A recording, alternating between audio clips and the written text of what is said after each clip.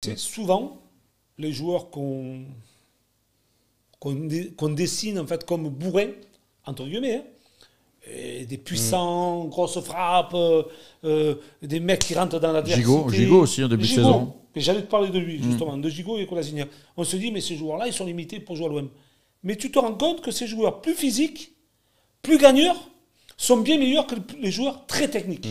Sur une saison entière. Il faut les deux, en fait. Il faut les deux, mais en fait, eux, ils ont toujours leur épingle du jeu à sortir parce qu'ils sont toujours présents, parce qu'ils aiment le combat, parce qu'ils ne relâchent jamais, parce qu'ils sont dans le bon état d'esprit.